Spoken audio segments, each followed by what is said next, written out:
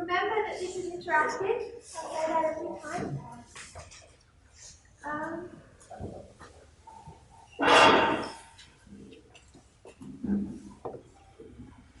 Someone has asked a question that I understand has caused some people concerns. I understand that it's changed our views of things, and perhaps people still, or certainly there's some people still uncomfortable with this concept. So we'll go through it together. It says, please explain more about the issue that the King of the South does not have a master to answer to. Know that in this world we have only two persons, groups of people, gods and Satan. Now if we have in Daniel 2:8 the King of the North, where we can have God's kingdom and Satan's kingdom. To whom does the King of the South belong? So, particularly with the person that's asking this question, it's going to be much more helpful if you actually interact in the answering of it. Because it's usually in the dialogue that it becomes more easier to solidify an answer. So it's in the middle of this question, it says that in this world we have only two powers or groups of people. Someone want to explain that? How do we have two groups of people?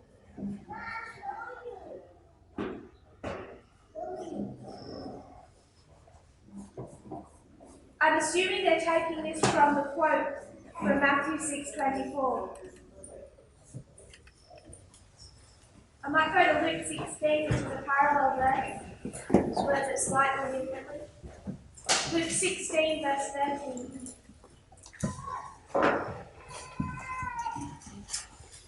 Luke 16, verse 13. It's a familiar verse.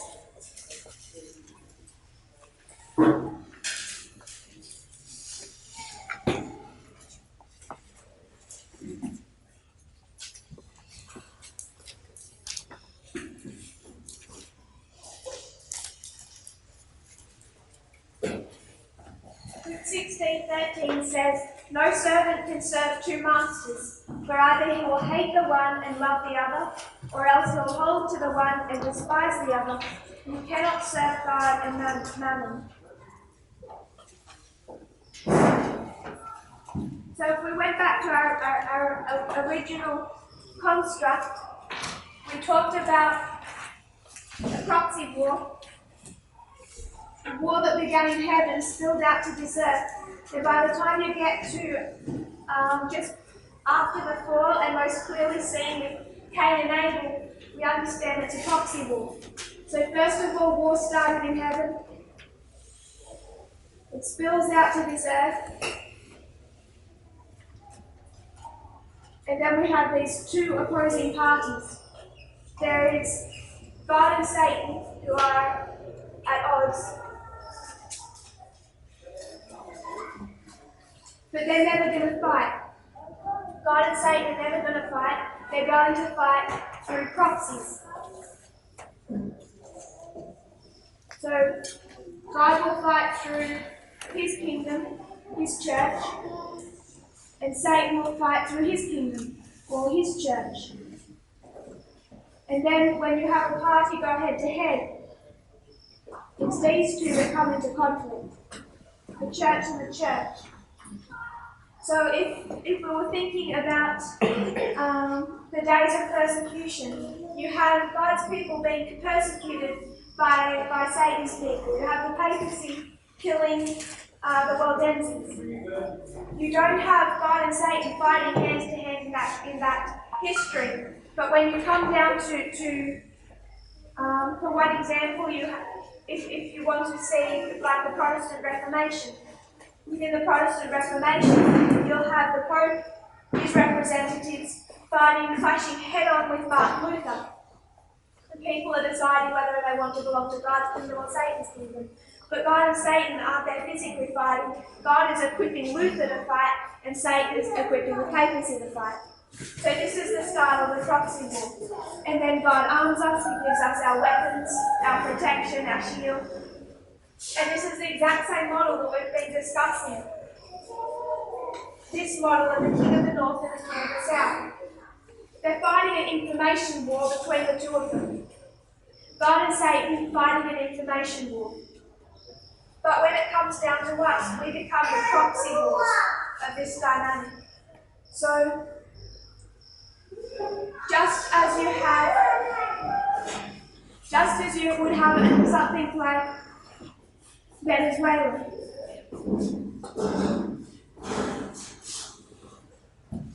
And in Venezuela, you would have Guaido. You would have the United States. And you would have Russia. But they don't fight. The United States is going to equip the opposition, and Russia is going to equip the government. And then these two will clash. And this is why the United States and Russia, but we already know that Russia doesn't pretend to be nice, but this is why the United States becomes so hypocritical when it comes to its attacks on South America or immigration, all of these different issues, that they've been able to foment this because they keep engaging in proxy wars that cause damage to weaker countries. So it's the exact same model that we see in World War III, or this final war between the King of the North and the King of the South, that we see in the whole of the Great Controversy. Particularly now as we see information war and information war. So at the end of the world, we're following the exact same models internally and externally. So we discussed this model, and then we went to the history of Daniel 2, that parable story. And when we go to Daniel 2, we find that there's two structures. And those two structures that we're able to compare and contrast is the mountain, which becomes the stone, and the statue. So you have the statue and the mountain, and the statue is what kingdom? Satan's kingdom, the king of the north. Babylon, Medo-Persia, Greece, and Rome. And God's kingdom? It's the king of the north. And now the question comes, what about the king of the south? Because this is the story of Babylon as the king of the north, Medo-Persia as the king of the north, Greece takes up that title, and finally Rome. And this takes us through papal Rome all the way to the end of the world, as we see in Daniel 11. So within this structure, there is no king of the south, yes? We're content with that. And this structure is Satan's kingdom, yes? This is his proxy. So then when it comes to the king of the south, how do you explain it? If you could only serve two masters. We come back to what the king of the south is. What's the identifying characteristic of the king of the north?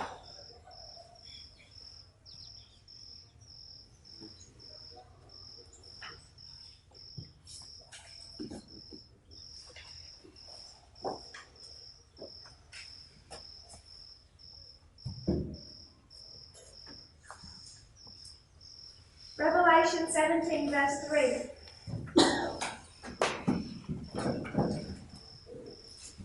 So he carried me away in the spirit into the wilderness, and I saw a woman sit upon a scarlet-coloured beast, full of the names of blasphemy, having 7 heads and 10 horns.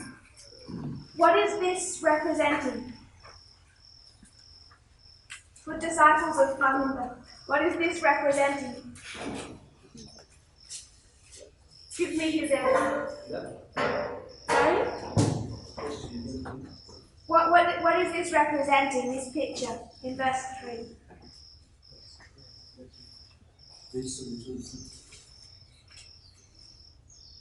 History of the 1260? Someone else? Sorry?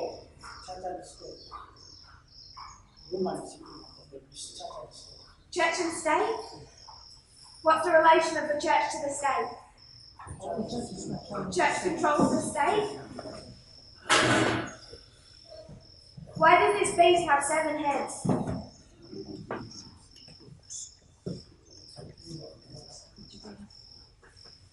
My sister?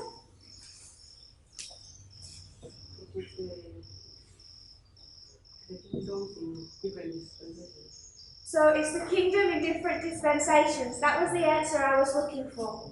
Because this, when we go to this verse, we just want to see the papacy, but it has 7 heads, which is sitting on each one of those heads. So this is not just the papacy, this is Satan's kingdom from Babylon, Medo Persia, Greece, pagan Rome, papal Rome, modern Rome. It's all 7. Can we see that? So this is representing the church and state, or Satan's church, through the history not just of the papacy, but from the beginning of him having a church all the way to the end.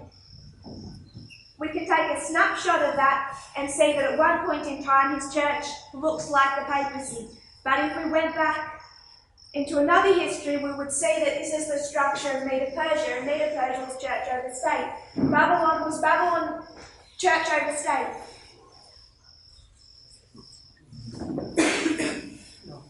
No?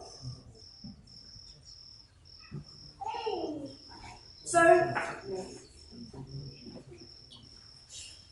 when we talk about Babylon and Medo Persia,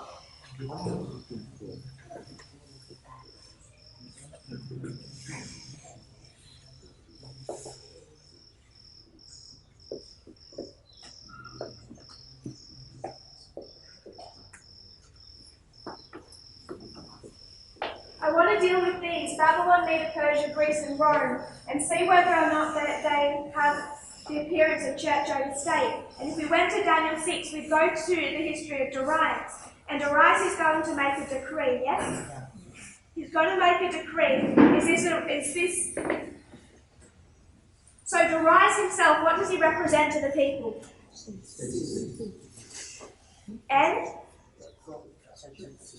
And God. He what would you call that? He's a church and state in one person. Because he is, what's that term that we use? He's deified himself. He is God to the people, God on earth. So this is why when he signs this decree, is he acting as God or a king? When he signs this decree, what does it have to do with? We'll go through we'll scan through verse 1 to 6. They're trying to find a cause against Daniel. Verse 7. All the presidents of the kingdom, the governors and the princes, the counselors and the captains have consulted together to establish a royal statute and to make a firm decree that whosoever shall ask a petition of any god or man for 30 days, save of thee, O king, he shall be cast into the den of lions. So normally people would pray to God, and for 30 days who can they only pray to? Darius, because he is to them God. He's supposed to be their God. So for 30 days, to supposedly honour him, they're not allowed to pray to any other God. They can only pray to Darius, yes? So is he acting here in his capacity as God or king? Acting as a God. So he's going to sign this decree as a God. Now when Daniel knew that the writing was signed, he went into his house, he kneeled and prayed. So the men assembled, and he was thrown into the lion's den. Verse 12. Then they came near. They speak to the king. They said, you signed this decree as man or God? As God. And then what does the king try and do? Get out of the decree. As God or king? King. Can he do it? No. Why? Because as God, he's infallible. He would be telling the people, essentially, that he's not deified, he's not a God, that he made a mistake with that decree. And the weak human king in him can't do that. So Darius, even though what we see when it comes down to the history of particularly papal Rome is you see this split occur where you have the king separated from the church, and you have the papacy ruling over the kings of Europe. But for the history of much of this, they'd actually blended the two. Like you would think when you would think of the Caesars, they deified themselves and they became essentially God on earth. No king, if you think about the kings of the Dark Ages, they didn't deify themselves, they didn't practice that, they came under the Pope. But they blended it in some of this history. But Darius demonstrates to us that even when they've blended church and state into the one individual, it's still the church that rules the state, even in one person. He as God rules, he as king. And he as king wants to erase that decree, and he can't do it. Does that make sense? So we have church and state, and church over the state through each one of these kingdoms, all the way through to the end. When you come to Egypt, it actually had an interesting system. When it becomes the king of the south in the history of Ptolemy, he operated differently. And I listened to a really good university lecturer. Most of it went over my head, but he had this small section, and it was showing how the way Ptolemy ruled Egypt was the same way Stalin ruled the Soviet Union. So if you wanted to go out and plant a crop of corn, you had to ask permission of the government, of Ptolemy's government. And then he would send inspectors out, even if it was just a little plot of corn, and they would tell you what you were allowed to plant, when you were allowed to plant it, where you were allowed to plant it. They would give you your seed if they permitted you to plant it. They would give you your equipment. You couldn't even have your own hoe. You had to get everything from the government because no one could grow a single crop without at every step the government's control. Ptolemy's government would even come and visit their farms. They had a round of inspectors and they would tell you when you were allowed to harvest. To the day. They would say, you will harvest tomorrow. And then he would take everything, the state took everything, and then the state sold the grain. It was essentially a Stalinistic system of running the country. And he also did similarly to the Soviet Union with religion.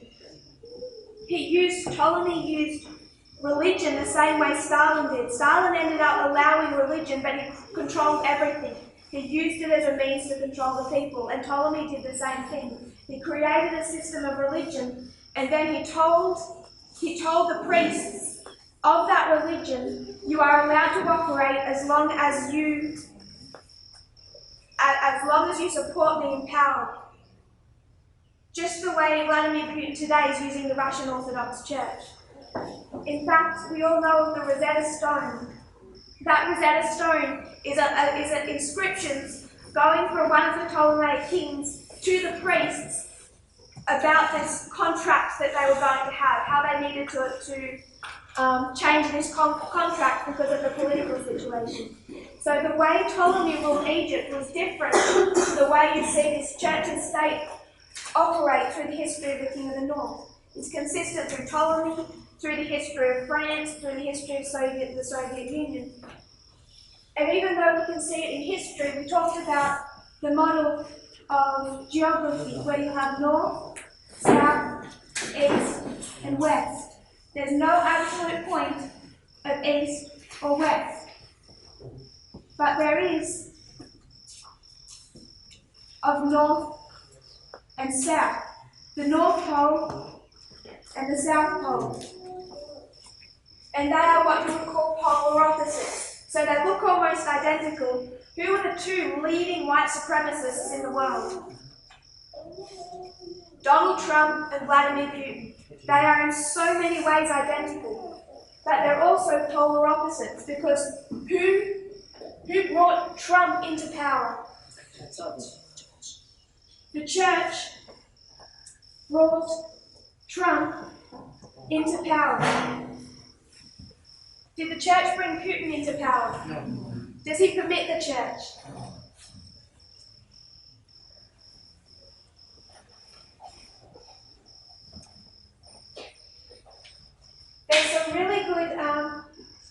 I don't have them downloaded, but there is really good, even going to YouTube and search. I will see if I can find it now. There is a good video that describes how Vladimir Putin uses the Orthodox Church for his own political ends.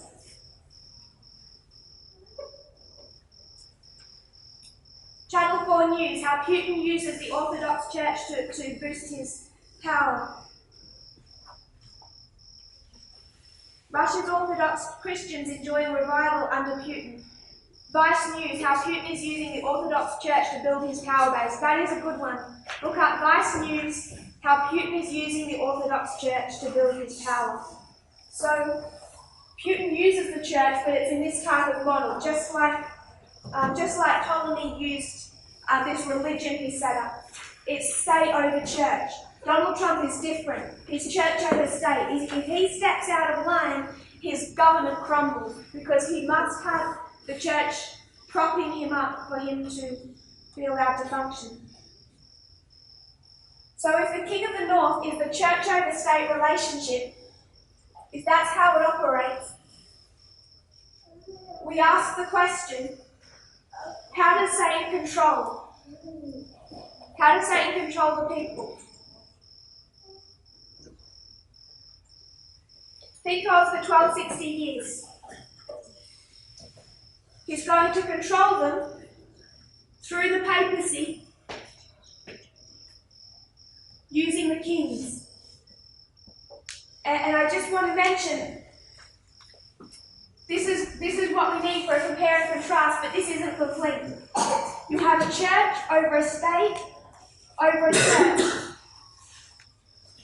Papacy over the kings, over Protestantism or the Waldenses. You can build a model where it's church over state over church, which becomes significant as a parable lesson.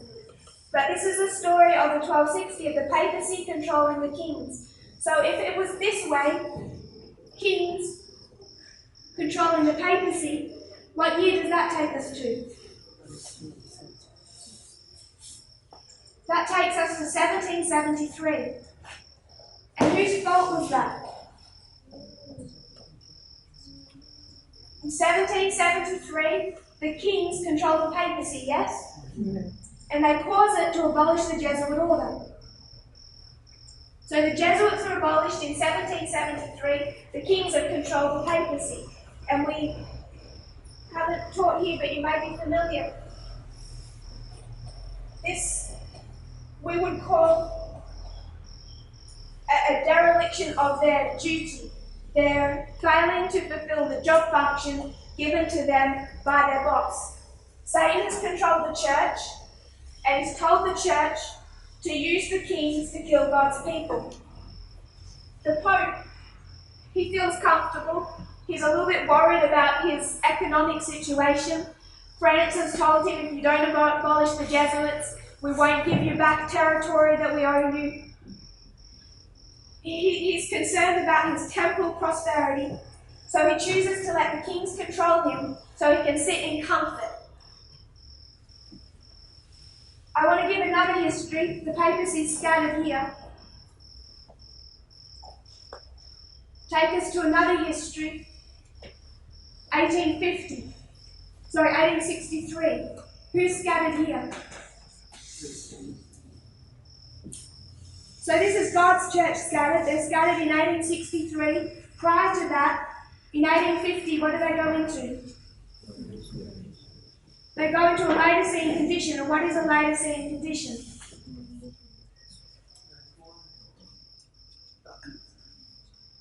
Darkness? Sorry? Blind? Compromise. So they go into a Laodicean condition. They compromise. They start getting comfortable. They start worrying about their temporal prosperity. They'd rather build their homes, make sure that they're all comfortable and they have their farms and they've sowed their crops, and they don't feel the need to continue the work that their boss has given to them to do. So in 1773, the Jesuits are given an option by the kings of Europe saying you can either have your temporal prosperity and we'll give you territory, or we're going to keep all that territory. You can either have that territory and abolish the Jesuit order, or we will keep the territory. So they have a choice, abolish the Jesuit order or maintain temporal prosperity. And what do? They abolished the Jesuits and compromised.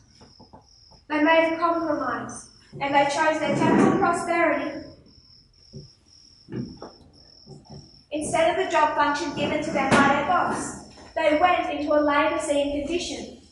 It's the same thing as what we went into in 1850. We stopped fulfilling our job function because we were worried about our comfort, and they stopped fulfilling their job function because they were worried about their comfort. This is why the papacy is in rebellion to who? Who were they in rebellion to in 1773? Satan. So now you have a pope who is in rebellion to Satan.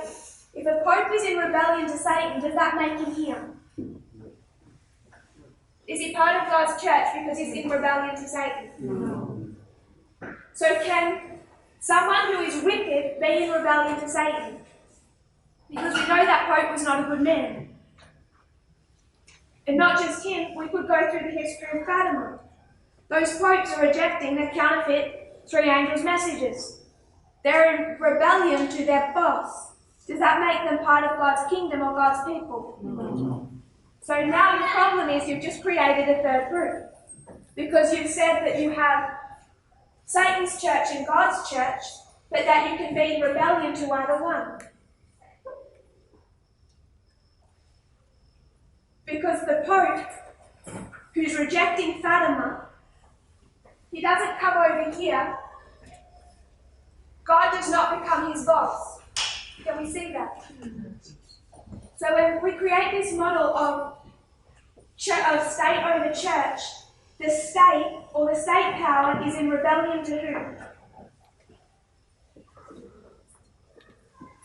To the church. What church? Any church. So if this model is a church-state relationship and this model is a church-state relationship, the King of the South is also a church-state relationship.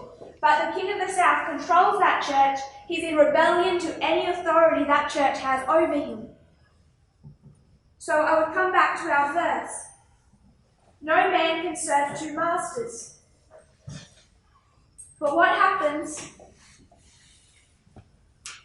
if you reject the authority of either master?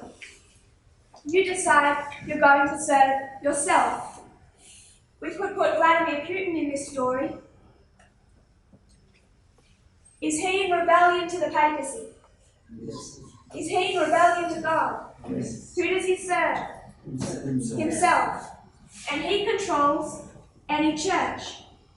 So if God wants us to go into Russia and do a work, we're going to have trouble because we cannot count on any, even freedom from the government. If Satan wants to go into Russia and do a work, or anywhere under Russia's influence, he has the same problem. It's a restraint on any church, whether it's God's church or Satan's church.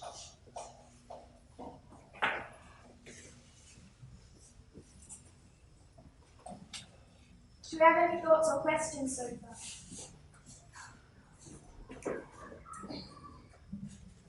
Luke 11:18.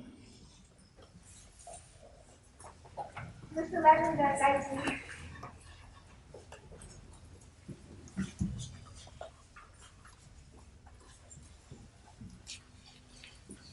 We'll start in verse 17.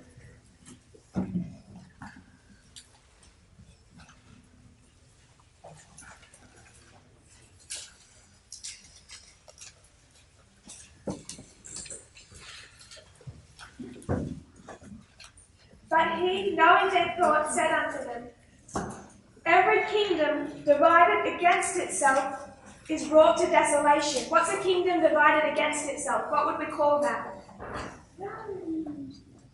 If a kingdom is divided against itself, civil war. We would call that a civil war. If a kingdom is divided against itself, if it goes into civil war, it's brought to desolation. A house divided against a house falleth. If Satan also be divided against himself, how shall his kingdom stand? So they've come to him and said, you're casting out demons because you're Satan. And he's saying, if I'm casting out my own, Satan's kingdom is not divided against itself. So I can't be casting out my own demons.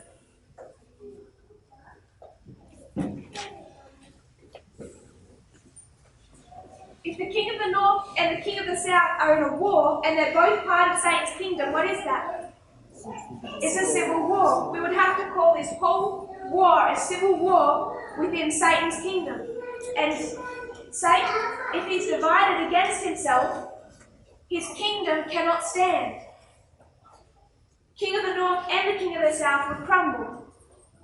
Satan knows that, so when it comes to 1917 and you have the Soviet Union beginning to rise up, is he rising up a satanic entity that is going to be at civil war with his own church? No, he's not going to create a civil war within his own kingdom. He knows these verses and he knows the principle. He's not going to send his own church into a civil war. Does that make sense? So I would suggest no man can serve two masters. But this model of the king of the south serves no master because the master is a church power. God or Satan, papacy or Adventism, it's a church power. And the king of the south does not serve two masters, it serves no master. Does that make sense?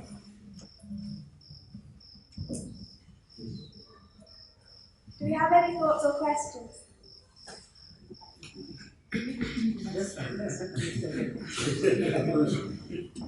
Going back on why. Sorry. But when you read the GCLG, you can tell you that French was a manifestation of satanic power. This was a king of the south. So if you want to resemble or you can compare contrast Russia and France, we are being told you see that it's a manifestation of satanic power. So how is it not satanic here? It serves itself. If you were to go to Webster's 1828 dictionary, it's going to define satanic. It says satanic means having the qualities of Satan, resembling Satan, extremely malicious or wicked, devilish, infernal. So when we use the word satanic, it doesn't mean that it is of Satan.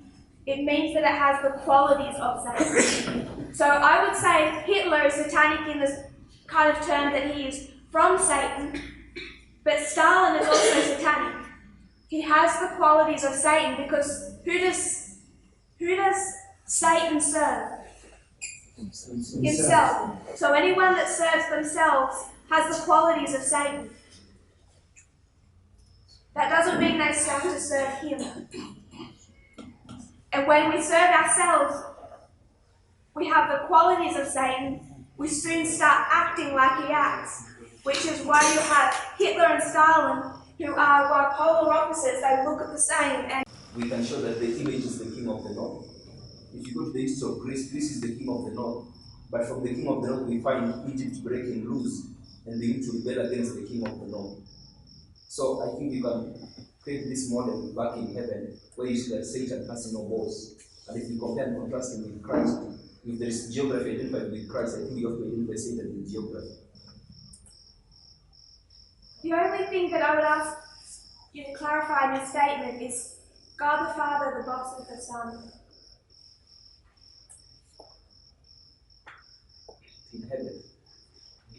So I think you have Christ fighting against Satan, and at that point is identified as Michael, the archangel, who is like God. But you have God the Father. So you have the Son and the Father. And then at one level you can identify that the Father is the boss of the Son, but at another level you can identify the Messiah boss. Before the rebellion, before Satan rebelled, we're told that God made it public knowledge that his Son was equal with himself. This is why Lucifer is even rebelling in the first place. If Jesus or the Son is under the Father, Satan has no problems with that, because they're all under the Father. It's when Jesus says, or God says, no, he's my equal, that Satan has any cause for complaint. But I still think you made a good point, because I don't think that the Father or the Son were serving themselves. They're serving us, aren't they? They're serving the universe, so who's their boss?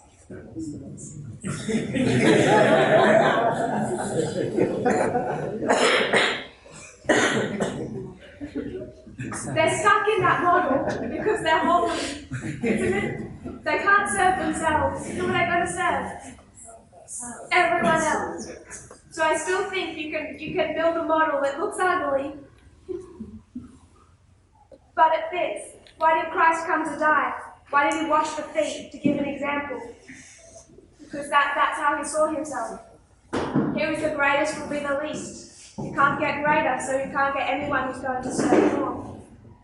No one can serve more than God does. Any other thoughts or questions?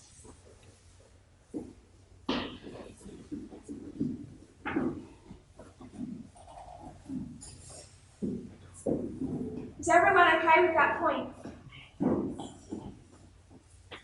Please raise your hand if you're not.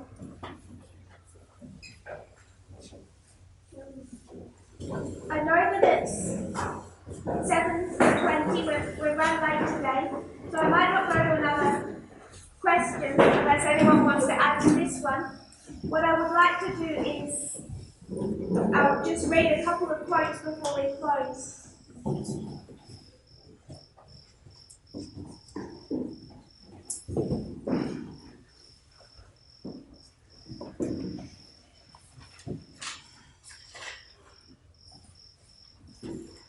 I'm going to read from the Review and Herald,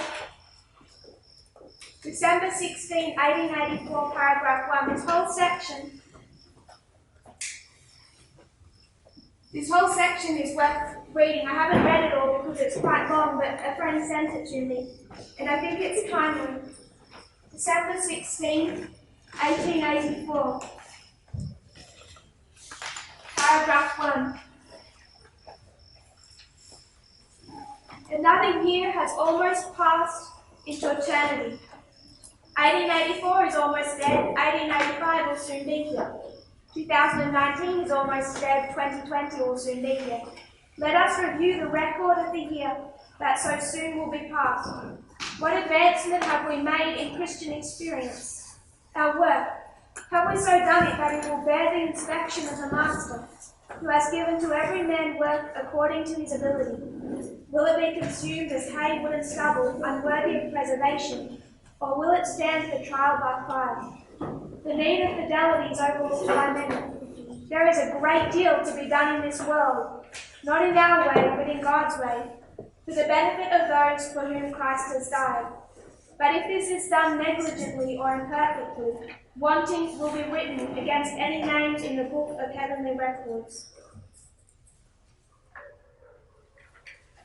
If there have been difficulties, brethren and sisters, if envy, malice, bitterness, evil surmisings have existed, confess these sins, not in a general way, but go to your brethren and sisters personally, be definite. If you have committed one wrong and they 20, confess that one as though you were the chief offender. Take them by the hand, let your heart soften under the influence of the Spirit of God, and say, will you forgive me? I have not felt right toward you. I want to make right every wrong, that naught may stand registered against me in the books of heaven. I must have a clean record. Who think you would withstand such a movement as this? There is too much coldness and indifference, too much of the I don't care spirit exercised among the professed followers of Christ. All should feel a care for one another, jealously guarding each other's interests. Love one another. Then we should stand a strong wall against Satan's devices. Amid opposition and persecution, we would not join the vindictive ones. nor unite with the followers of the great rebel, whose special work is to accuse the brethren, to defame and cast stain upon their characters. Let the remnant of this year be improved in destroying every fibre of the root of bitterness, burying them in the grave with the old year. Begin the new year with more tender regard, with deeper love for every member of the Lord's family. Press together. United we stand, divided we fall. Take a higher, nobler stand than you ever have before. It's not just Satan's kingdom that divided against itself will fall. God's kingdom cannot be divided against itself. United we stand, divided we fall.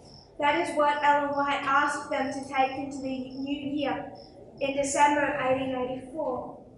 And I think it has application for us today as we head into 2020 to search our hearts and do similarly. If you kneel with me, we'll close in prayer. Dear Father in heaven, thank you, Lord, for our blessings. Thank you for the gift you have given us. We know it's been a difficult, painful for a great many, but Lord, you've led us through it, and we trust that you'll lead us through whatever strife and trouble is stirring now and whatever will come in the future. I pray, Lord, that we'll put away every fibre of bitterness, that we will love our brethren and be drawn closer and closer into unity, that we can stand as that strong wall against Satan's devices. We know, Lord, that he is working in the world. We see that in such a clear way now. We can look at the news and see the work of Satan. I pray, Lord, that we might be fitted to stand against that. In Jesus' name I pray. Amen.